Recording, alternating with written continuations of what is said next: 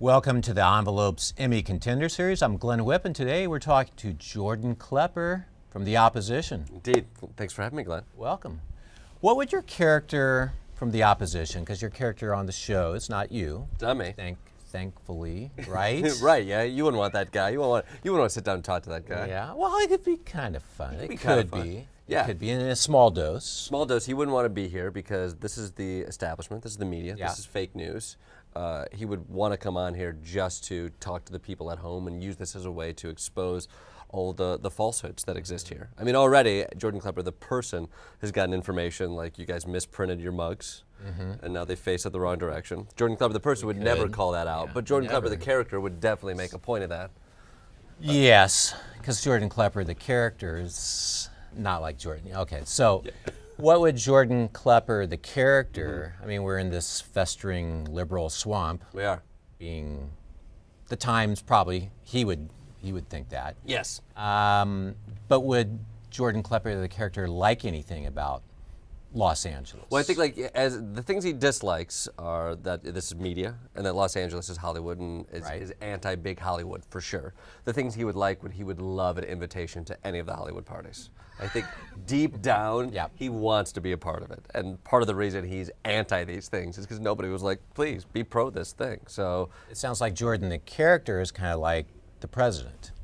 A little bit. I mean, you see him with sort of his face against the window. That's kind of the idea I get from him. I think 100%. He just wants an invite. He just wants that Emmy. If only this town had given Donald Trump that Emmy, we would be midway through a Hillary Clinton term. We wouldn't be talking about anything.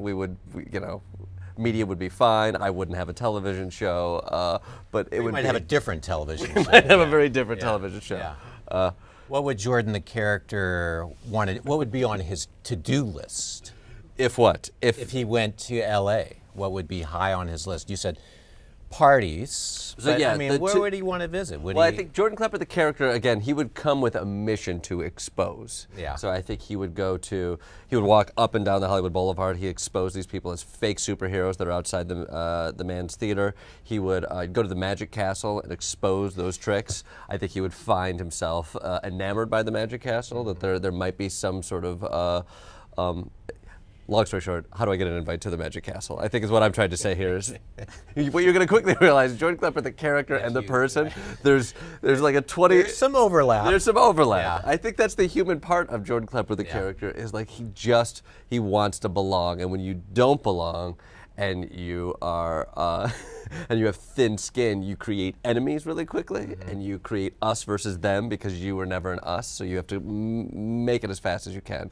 And so I relate to that part of the Jordan Klepper character. But he probably wouldn't be hanging at the beach. He's not really, the character is not exactly like a chill character. No. Jordan Klepper, the character, or the person would not be hanging at the beach. Both of those people have enough awareness that the world doesn't need to see that, and the body can't even handle that. Yeah.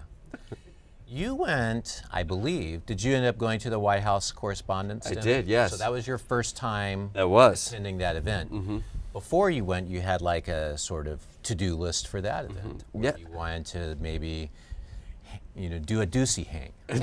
Yeah, I did. I wanted to maybe see the belle of the ball, who you said was Ted Cruz. Yes. Did you do any of those things? Caitlyn Conway, that was another high on your list. Yes, I went to a handful of the gatherings they have there, the brunches they have there. I didn't see Ducey. There's no Ducey hang. I saw Caitlyn Conway was hanging out with Brian Kilmeade, and so I wanted to see those guys hanging out. That just makes me feel nice. There was no Cruz. I saw Christie from a distance. I ran into Priebus. I ran into Spicer.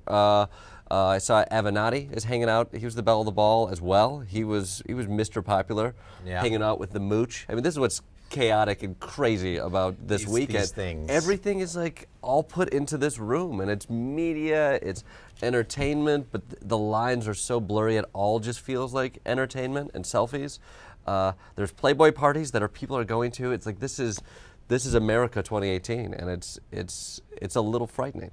Yeah, did that coziness strike you as a little bit weird? It did, for sure. I think there was, some people articulate it as like, I think at its best, it is a weekend to celebrate journalism. It's a weekend where people can put down some of their partisan swords and maybe canoodle.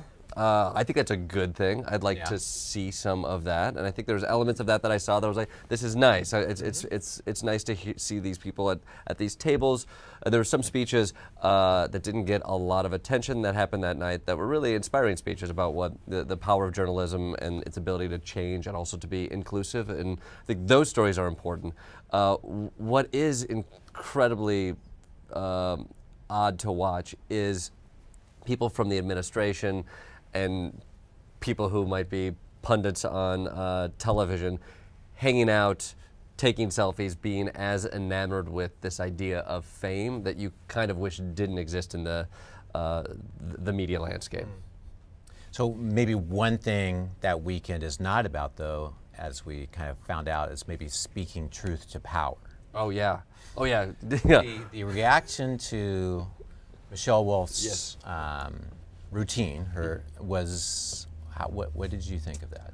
I mean, I thought Michelle was amazing, and I thought in the room she got a reaction. I've been told, it's a tough room. It's an incredibly tough room. It's a dead room. There was response in that room. There were gaffes. There was a lot of laughter. There were people who were frustrated, which I think is the expectation of a night like that. I think especially over the last few years, you're bringing in a comedian.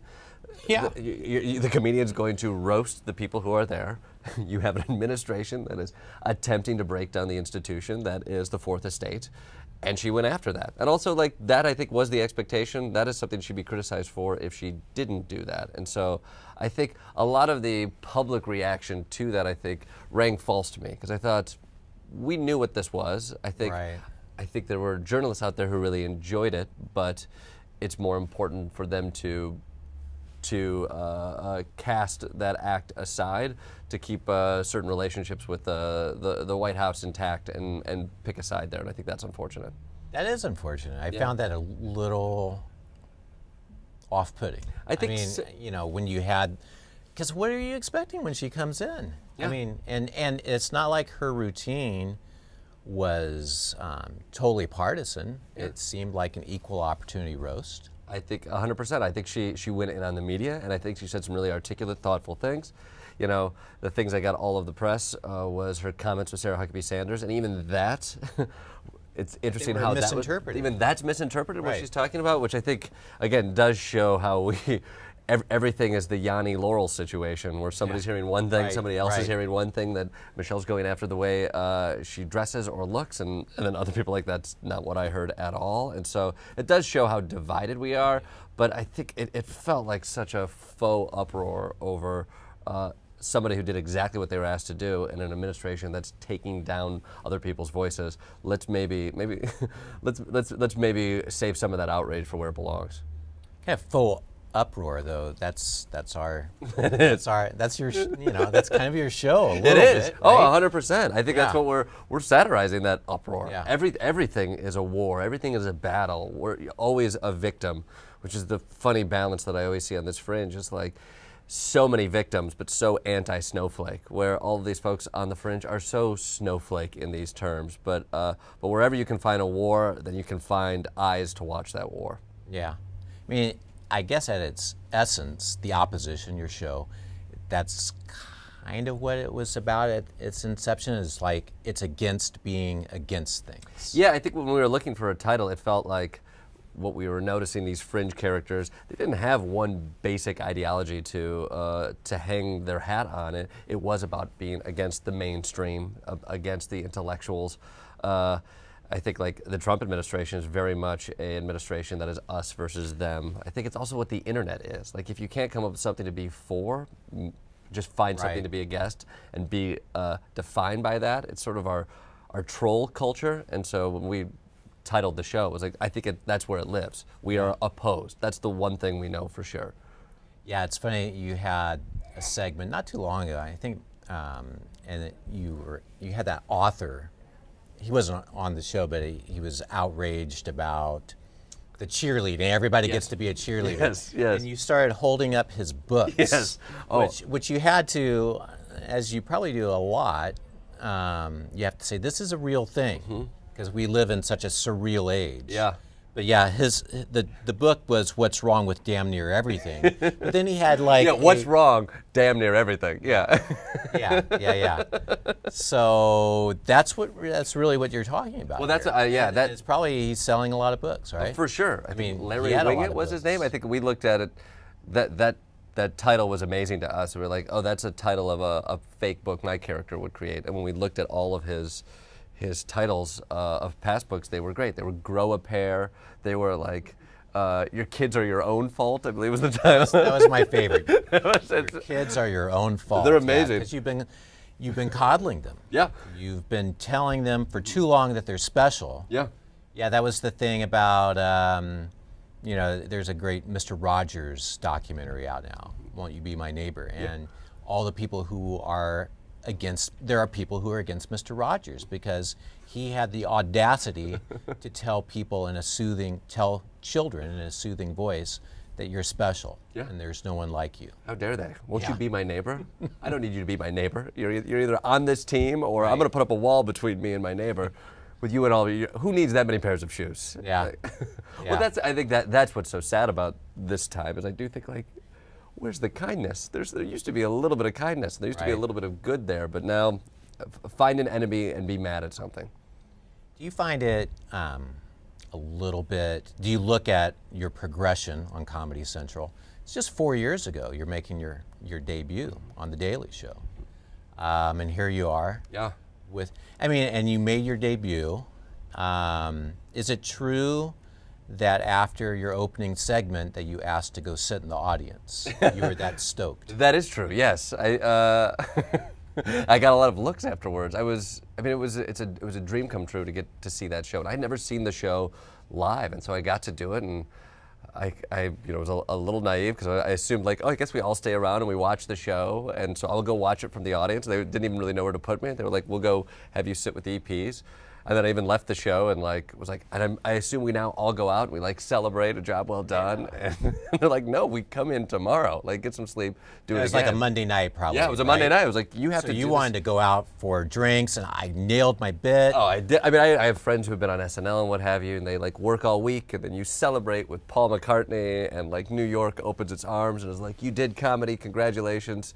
And I think at The Daily Show, when you do a show that many days a week, it's like, no, you come into work tomorrow. Get some sleep, because you're getting in early in the morning. You get in early, you better have some funny bits about Crimea.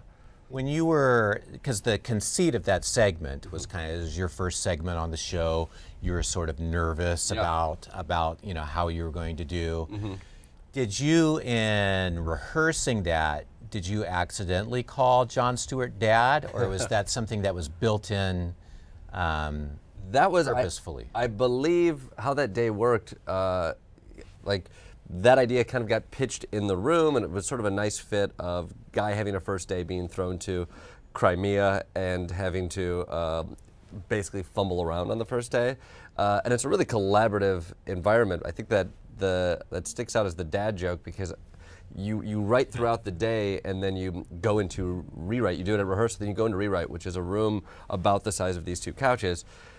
Me, a couple writers, John, a few producers, and you're just riffing through the script you already have and adding stuff. I feel like I added it in there, and John is like, oh, that's great, that's funny, keep that. And I think that's one of those moments you're like, oh, I just got the big thumbs up from John. I think that's a good thing. I've added something to this. And so that was a fun moment of getting a joke on air, but also kind of embracing what that show was, which was everybody pitch ideas. We have to create as much as we can day in and day out. So you better come prepared to add.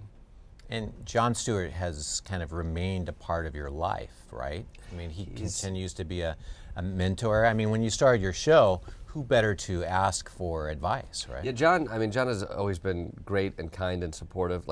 As I was figuring this show out, I met with Jon a few times to talk about, what it's like to create a show and also what it's like to be a boss. I think that's something that you don't think much about until you're in the middle of it. And, I've been an improviser, an actor, a writer. I've taught improv. I've created shows. I've pitched shows.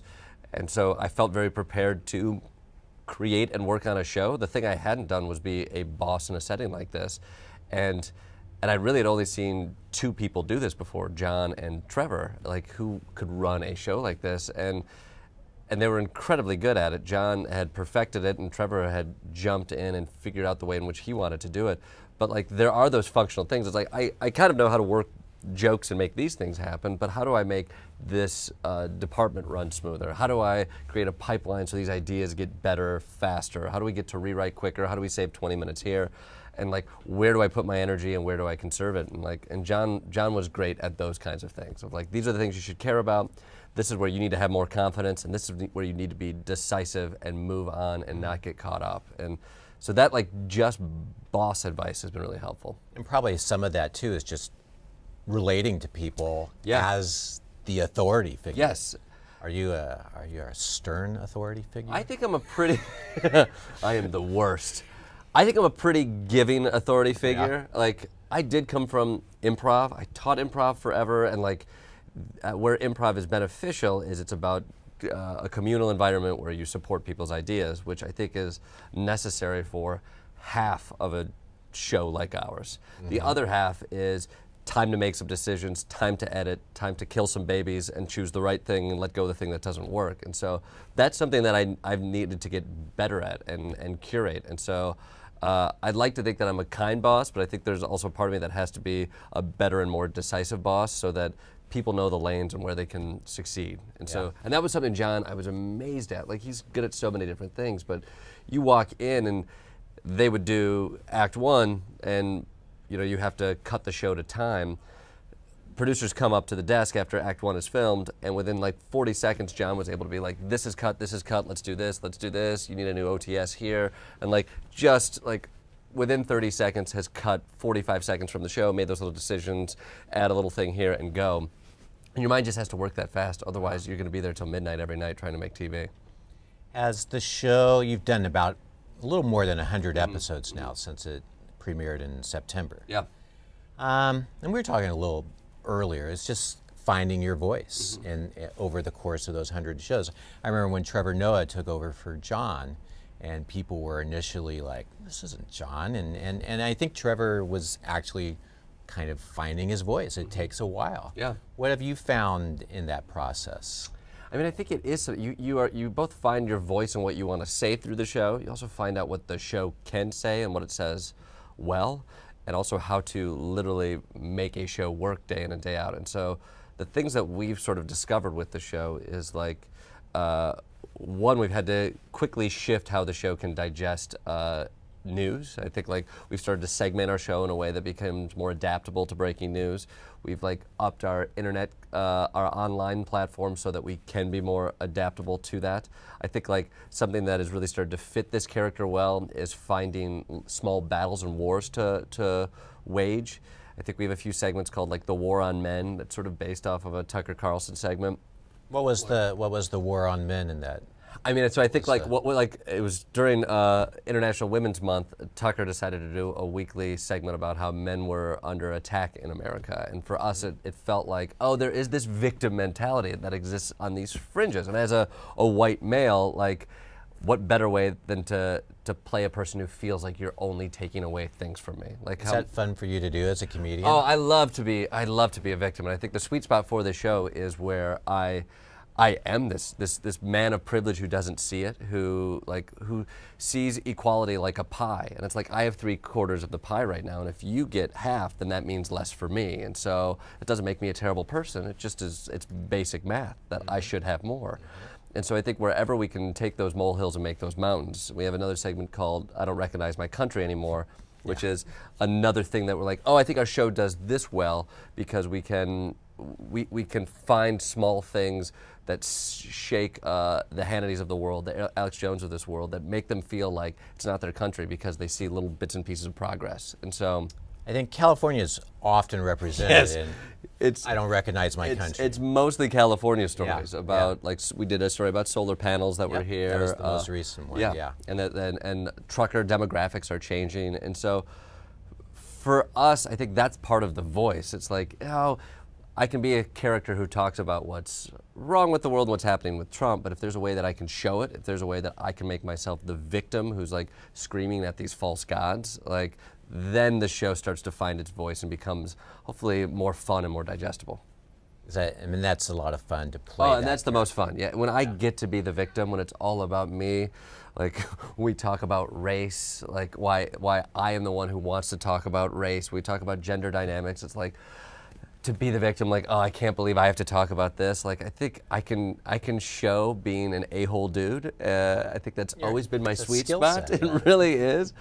I could wear that I could wear that skin pretty well. And so wherever we can find ways to do that, the show feels like it finds its voice. Didn't you? I can't remember what the setting was. The Parkland High School students. Did you see them at a rally? So we've done a few things with it. We had, after the shooting, we brought a few students on the show to interview. And then we also did a segment before the March for Our Lives where we went to a student's house who was holding students who were coming from America and organized 200 spots around the Baltimore area where students could come and gather. And so we did a pop-up show from that house. And you were being your character. Yeah.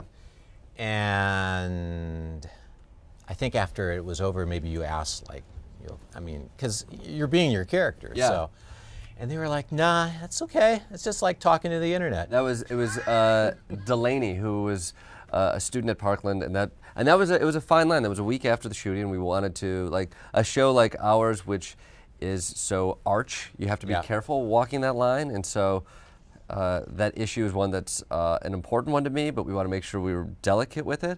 So we had to walk that line in talking to these students, but all week they had been bombarded with the far right calling them crisis actors. They've been bombarded with people trying to delegitimize them as just kids. What did they know?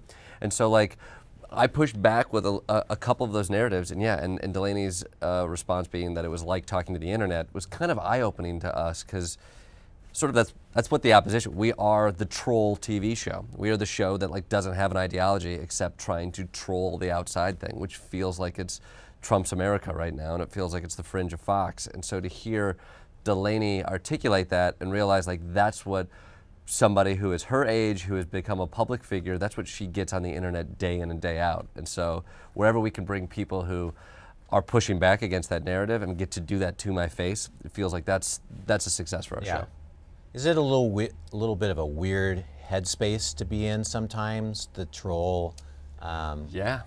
I mean, just because that's 4 days a week. That's what you're doing. It is, I think, and we have to watch it. I think, like, we keep an eye on InfoWars and some of those fringier things, and sometimes it goes too strange or too hateful in a place that we don't want to give it any air, or we don't feel like it's affecting the mainstream conversation.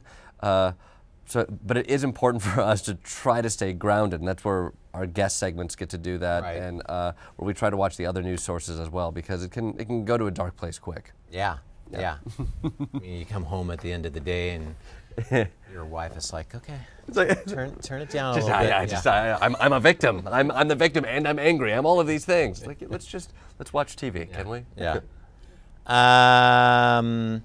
Well, it's funny because somebody just asked a variation of that question. How do you stay positive when you're reporting on depressing news? I mean, you look for that silver lining. I would say Parkland is a great example of, like, those students were so inspiring for us that it was like, oh, it feels like the narrative is shifting, and maybe there's change out there. Like, there are good people out there. We often have them on as guests on our show, and it's like that can balance it out. That can balance it out. Like, when you have. We were talking, like, as Me Too was bubbling and becoming a part of the conversation. Like, again, our show, that's an interesting issue for our show to tackle, because it's not necessarily a partisan issue right now. We had Tarana Burke come on, and she was amazing and inspiring. And you're like, oh, there is progress being made, even though we're laughing at the Titanic sinking right now. Like, you're seeing other people who are building boats. That's a great metaphor. Nice job. Yeah. Oh man, nailed it. We had another person ask what your favorite part of the working on the show is. I got a great boss, Yeah. Lets you do whatever you want. Let me tell you, he could do the freedom that you have. The hours. Oh, he's. I mean, I love when I get to do the show. It's all play. It is a hard work day, but it's just it's play, and we have so many great talented people working on the show that helped me craft really fun things to play with. And so, like, you know, coming from doing small improv shows in Chicago, like getting to do a show with a fun studio audience, like that's what I look forward to every day. Okay, we have some questions that we ask everybody. You know, Sarah Silverman calls it the lightning round. I think she gave you a little bit of flack Yes. for maybe it being more of a rolling lightning, correct? Yeah. Yes. What was the last show you binge watched? Wild Wild Country. Well, Yeah. that's a good one. Yeah, I can't get away from cults and the degradation of American culture. If you could go back and be on any TV show ever, what would it be? Oh, I'd love to be on The British Office or any of the seasons of I'm Alan Partridge. Okay. A lot of people watch TV to unwind. What do you do to unwind? I walk New York and I try to go see live music and go see art. Anything that isn't political. But you'd be amazed at looking at, a Jackson Pollock. You can find Trump in there. If you look hard enough. He's in there, yeah. He's everywhere. Yeah. You'd be really surprised. Yeah, he's permeated the art landscape for the Rothkos. There's like a spot on Trump Rothko at MoMA. Like you got to be careful. So maybe you're avoiding MoMA for the next. Yeah, modern art is way Trump focused. You'd be surprised. Go to the Impressionists. That's a more That's much better. soothing place. I think so. Thanks for coming in. It's been fun. Thanks for having me. Enjoyed talking to you. Yeah. And for more of these conversations, you can go to latimes.com. Thanks for watching.